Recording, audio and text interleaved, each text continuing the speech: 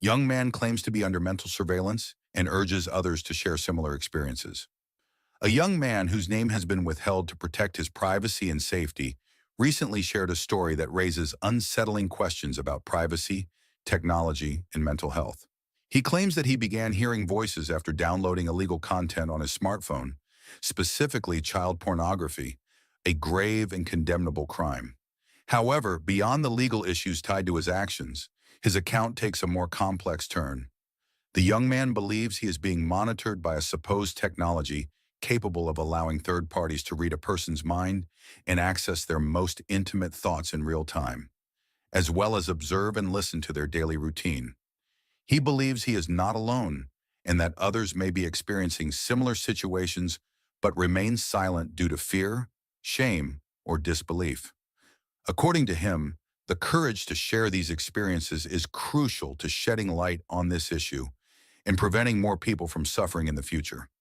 Suffering in silence in the search for courageous voices. The young man suggests that many people might be experiencing situations similar to his, but face social and emotional barriers that prevent them from speaking out. He mentions that the fear of not being taken seriously, combined with the stigma of sharing something so extraordinary, keeps these accounts hidden. I know it's not easy to talk about something like this because, besides being judged, people might think it's a lie or a delusion. But I believe there are others like me who are suffering and need to be heard, he stated. He also speculates that some individuals may have already shared similar experiences but were dismissed or discredited. He emphasizes the importance of listening to these accounts with attention and empathy as, if these allegations are true, they could reveal a problem of global proportions. The technology that could change the world. At the core of his claims is the alleged existence of a secret technology capable of invading the human mind, accessing thoughts, memories, and even dreams in real time.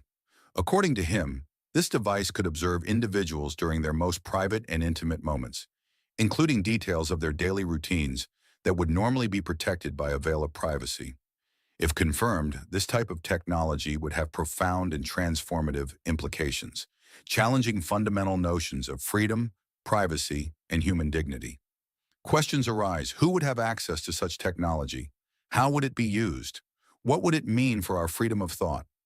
Experts agree that while there is no scientific or technological evidence to validate the existence of such a tool, its mere theoretical possibility raises urgent debates about ethics, surveillance, and regulation. The idea that dreams and thoughts could be accessed, allowing even a person's life to be observed by others, challenges the current boundaries between what is public and private, prompting reflection on the limits of technological innovation. The risk of ignoring or discrediting accounts. The young man stresses that ignoring or discrediting accounts like his could have serious consequences. He argues that if society dismisses these stories without investigating, it risks perpetuating the silent suffering of many and missing the opportunity to uncover and regulate a technology that he claims is already being used clandestinely. He also warns that such technology, if in the wrong hands, could be used for mass manipulation, extortion, and even psychological torture. The lack of transparency and the absence of specific legislation on the matter only amplify the danger, allowing potential abuses to go unpunished. Legal and social implications. The account also raises questions about the legal implications of this situation. The young man acknowledges the gravity of having downloaded illegal content and understands that it constitutes a crime. However, he argues that the invasion of his mental privacy and the exposure he claims to be enduring are also violations of human rights.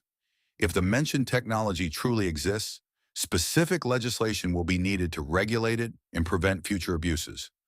On the other hand, digital rights organizations caution that stories like this could be used to justify conspiracy theories and excessive surveillance, diverting attention from real issues such as combating online crimes and providing adequate support to people with mental health disorders.